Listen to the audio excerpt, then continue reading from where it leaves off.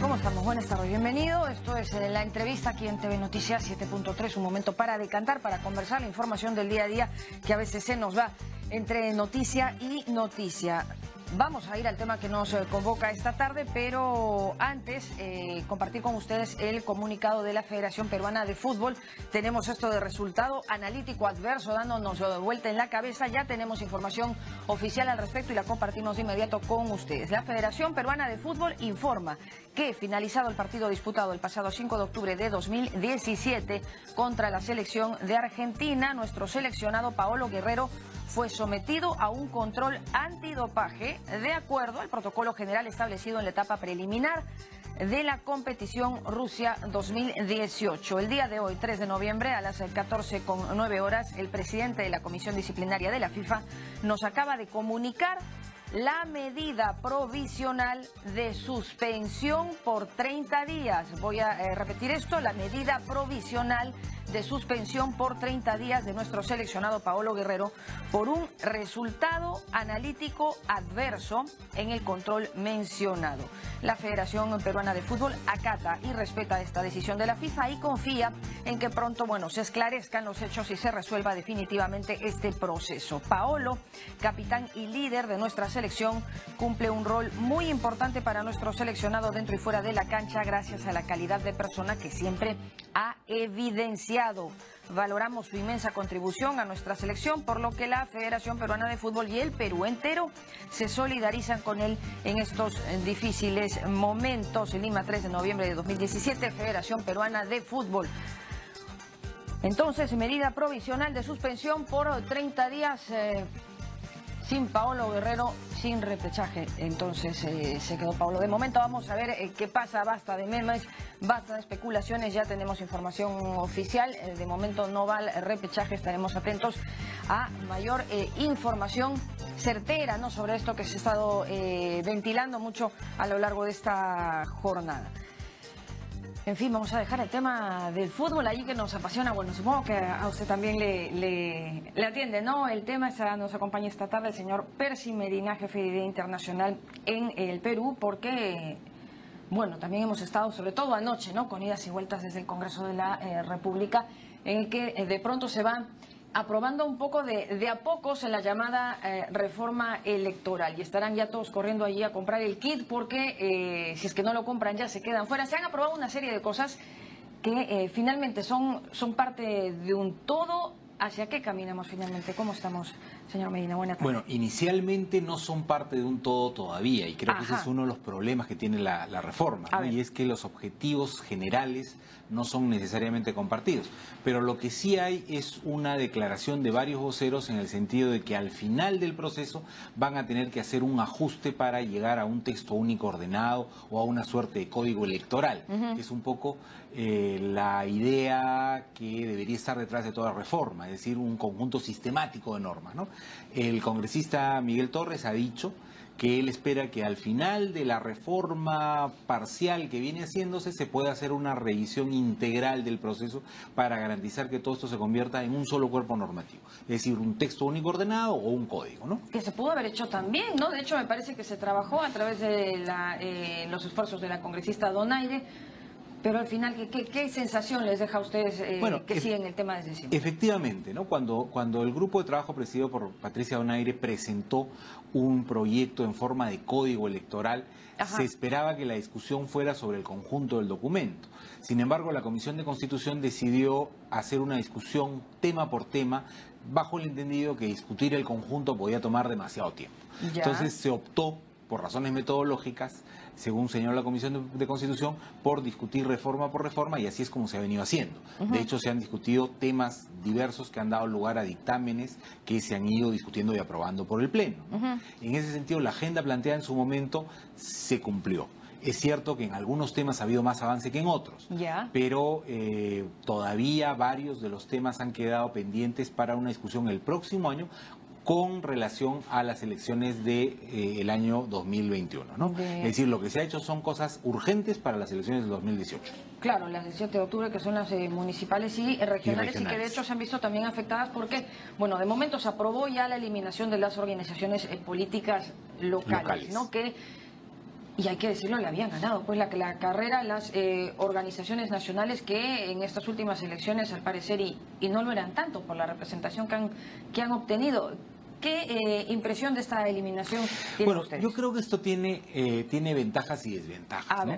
La idea de eliminar las organizaciones locales está asociada con tener organizaciones de mayor mirada y de mayor envergadura, como los partidos nacionales y los movimientos regionales. Hay que tener en cuenta que las organizaciones políticas locales ni siquiera tenían permanencia, eran organizaciones para una elección. En el fondo no eran organizaciones, eran listas, ¿no es cierto? Y en la gran mayoría de los casos eran un candidato con un pequeño entorno que conseguía firmas, hacía su organización local y se presentaba, es decir, no había una organización detrás. No es ese el caso de todas las organizaciones. Yo personalmente he conocido varias muy interesantes. En Barranco recuerdo, por ejemplo, un grupo de personas liderados por un arquitecto que discutían con los vecinos, elaboraban planes, tenían una mirada a largo plazo del distrito. Recuerdo en Arequipa también alguna organización distrital de ese tipo, y en varios lugares del país debe haber habido, pero esas han sido la excepción. Yo creo que la gran mayoría de organizaciones locales han sido más bien personas que quieren candidatear y que se consiguen 3, 4 personas de entorno, buscan firmas y se presentan. Ganan la elección y la organización desaparece. Pierden la elección y la elección también desaparece. Entonces tenían muy poca... vacan también, ¿no? Que era otro fenómeno que se daba en las regiones. Una gran precariedad de este tipo de organización. Entonces eso ha dado lugar a que se diga no. Bueno, la política local se va a hacer a través de partidos nacionales y movimientos regionales. Entonces, ¿cuál es la ventaja? Mayor certeza en cuanto al control del financiamiento de estas organizaciones, probablemente mayor control en relación con la democracia interna, tal vez una mirada más grande, ¿no? ¿Cuál es la desventaja? Que limita la participación local de los vecinos, ¿no? Los vecinos que se reúnen para formar una lista y postularse a la municipalidad ya no se va a poder hacer de manera autónoma, sino que va a tener que ser junto con un partido o con un movimiento regional. Claro, bueno, que en la práctica no ha pasado, pero también podría frenar algo que a la larga se podría dar. Quiero decir, todo empieza de pequeño, o sea, podría haber empezado como una lista y a lo mejor luego convertirse en algo más grande, pero ahora tiene que ir asociado, sí o sí, a un movimiento regional. Bueno, en las próximas elecciones, en las del 2018, va a haber un momento de transición, porque aquellos que han comprado ya su kit electoral van a poder seguir recogiendo firmas y si logran el número requerido se van a poder inscribir. Es decir, todavía en las del 18 vamos a ver listas locales en varios lugares. Pero de acuerdo con la ley aprobada será la última elección. Porque para la siguiente, para la que venga 4 años después, todas las organizaciones sí tendrán que ser o partidos nacionales o movimientos regionales. Bueno, entonces hasta ahí un poco la impresión positiva de parte de ustedes. Yo diría que mixta, ¿no? O sea, positiva en más o menos. Yo diría que positiva en una buena medida, pero también es verdad que ahí se pierde un poquito la dinámica local y los partidos tendrán que hacer el esfuerzo, y eso es bien importante, porque yo creo que les pone un reto a los partidos. Tendrán que hacer el esfuerzo de capturar también la dinámica local en sus propias agendas, ¿no es cierto? Claro, es decir, y de no, convocar a los vecinos, ¿no? Y de no perder el contacto y la sintonía con las regiones, que al igual que pasaba en chiquito con las listas, que una vez que se ganaba la elección ya todo se deshacía, igual pasaba en los grandes también. O sea, se ganaba la elección y bueno, si te vino me acuerdo, ya nos regresamos todos para Lima. Ese es el problema, que muchas de las organizaciones políticas en realidad son máquinas electorales, es decir, se activan en el proceso electoral, tienen un momento muy efervescente, hacen muchas cosas en época electoral, termina la elección y se van a su casa, ¿no? Eso es algo que hay que evitar en el futuro, y ya que ahora los partidos nacionales tienen, por ejemplo, financiamiento público, es decir, recursos del Estado para capacitación, investigación, funcionamiento ordinario, sería una buena ocasión para invertir este financiamiento en tener locales, en tener actividades en las regiones y en los distritos, porque lamentablemente en la gran mayoría del país no hay actividad política regular, ¿no? Para quedarnos en este punto que acaba de señalar, en lo del financiamiento, ¿qué fue al final de bueno, ya se ha regulado que tenga un porcentaje ordenado, pero de lo que ellos puedan captar, ¿en qué quedó este punto? Bueno, se ha establecido algunos controles que mejoran la regulación. Por ejemplo, los aportes tienen que ser bancarizados. Se ha establecido y precisado en qué condiciones se da la fiscalización de la OMPE. En fin, creo que hay cosas ahí positivas. No puede haber financiamiento anónimo. Creo que hay que trabajar un poquito más el tema de las sanciones. Se ha mantenido las sanciones de multa, que se sabe que son insuficientes. Hay que trabajar un poco más a ver si se puede llegar a sanciones políticas. Se ha trabajado el tema de los informes que recibe la OMPE, pero se han eliminado los informes parciales. Creo que hay que repensar qué hacer con los informes parciales, porque no puede ser que haya toda una campaña sin información, ¿no? Lo ideal sería que hubiera tal vez 1 o 2 informes a la mitad de la campaña como informes parciales, no mensuales, que tal vez es demasiado, pero sí un par a lo largo de la campaña, considerando además que ahora la campaña se está haciendo un poco más grande porque los plazos del cronograma se han ampliado. Entonces yo creo que todavía hay espacio para algunos ajustes que mejoren el régimen de financiamiento, porque si bien es cierto se han avanzado algunas cosas, hay muas cosas todavía en las que se podría avanzar. Porque hay mucha condescendencia, ¿no? O sea, si quieren manejar la economía de un país, ¿por qué no podrían informar mensualmente de lo que hacen con el dinero de la campaña? ¿Se quedó si es que el informe sea después? O sea... Bueno, actualmente estaría siendo después, ¿no? Todavía falta una segunda votación de eso en el Pleno, pero claro, estaríamos sin información a lo largo de la campaña, lo cual limita el conocimiento sobre cómo se han financiado los partidos, ¿no? Hay un caso muy emblemático que se dio en Francia hace muchos años, cuando al no haber información parcial sobre qué financiamiento habían recibido los partidos, los electores de un partido ecologista se enteraron, cuando ya había terminado la campaña, que ese partido había recibido financiamiento de uno de los principales contaminadores de los ríos franceses.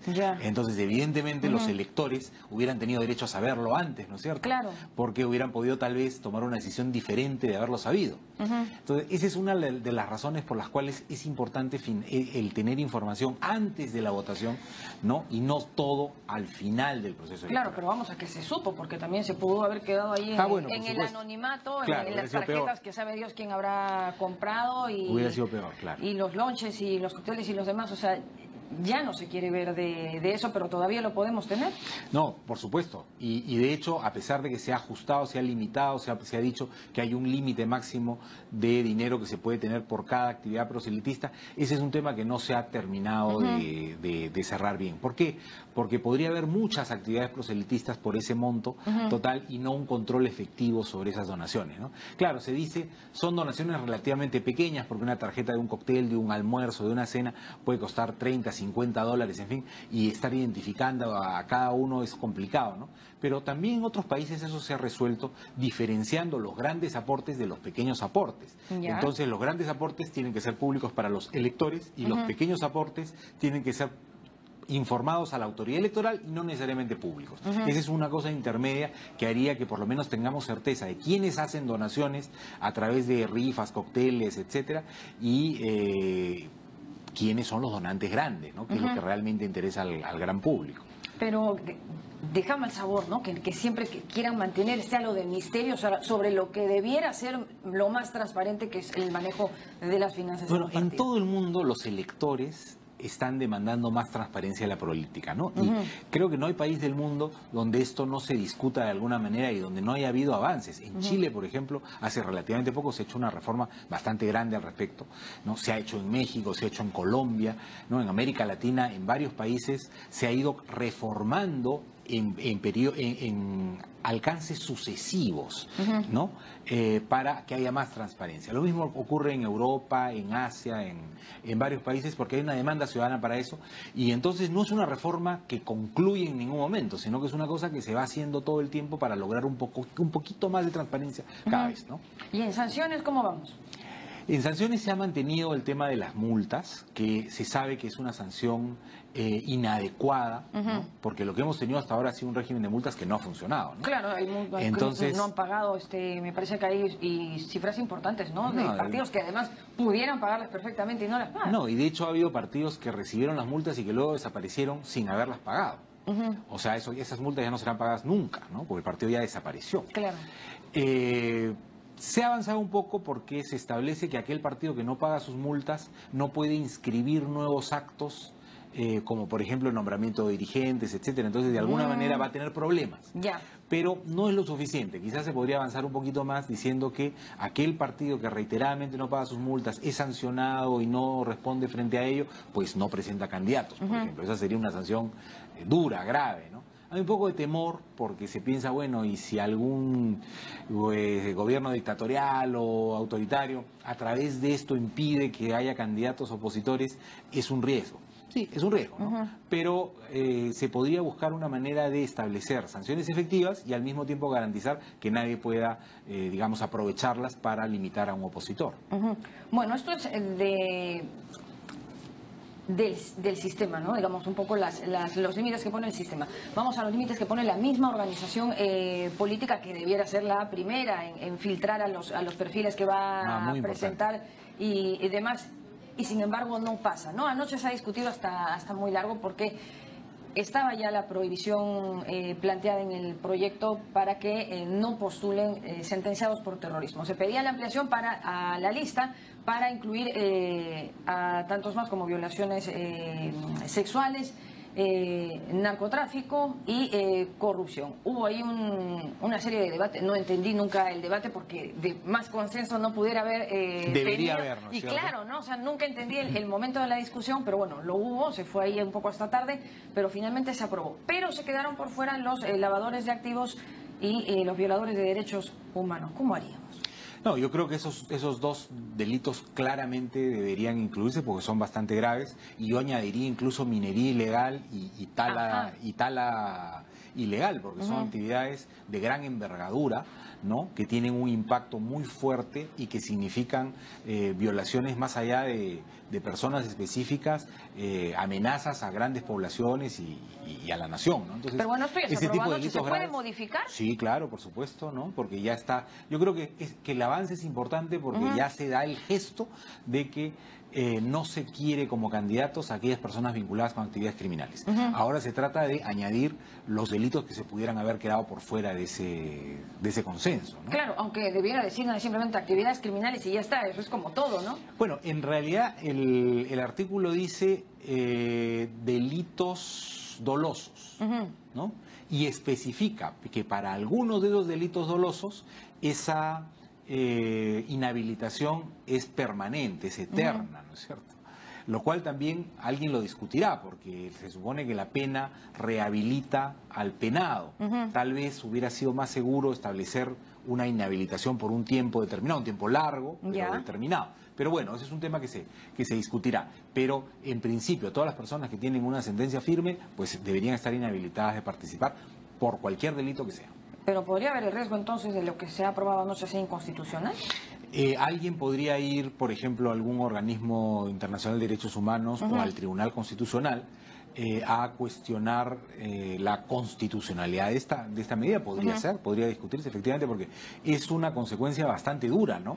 Es una inhabilitación perpetua y en general en la teoría, digamos, penal se entiende que, salvo situaciones muy excepcionales, no debería haber pues penas perpetuas y que aquellas que son perpetuas pues tienen que ser revisadas, en fin, ¿no? Entonces, puede ser una medida discutible.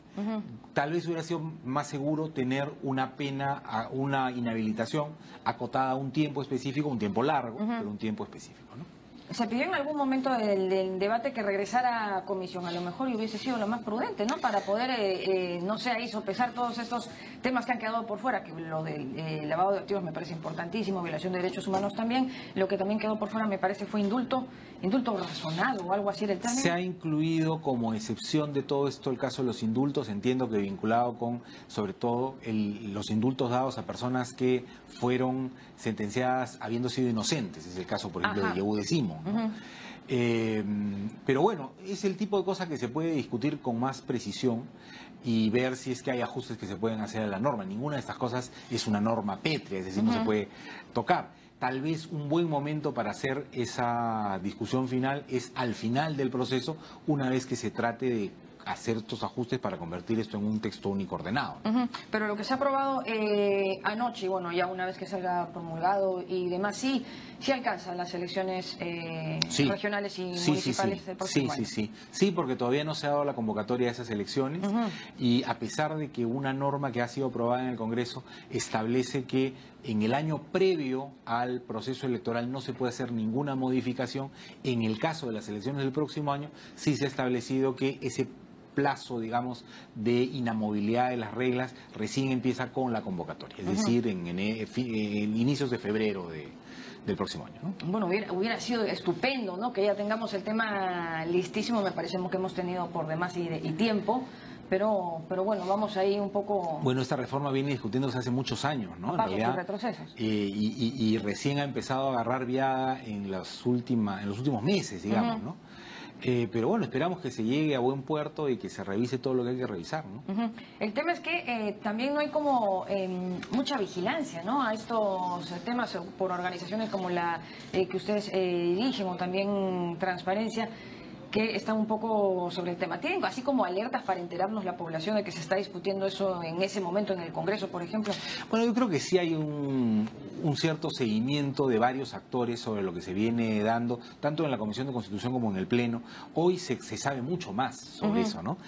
Hace 10, 20 años las discusiones muchas veces eran casi clandestinas, ¿no? Hoy día ya sabemos qué se está discutiendo, cuál es la agenda, en fin, yo creo que en eso hemos avanzado y se puede avanzar más todavía. Y hay que ponerle pues una mirada fina a algunos aspectos, porque a veces en los detalles está el diablo. Y si no se hace adecuadamente una regulación de esas cosas, por ahí se pueden escapar los elefantes, ¿no?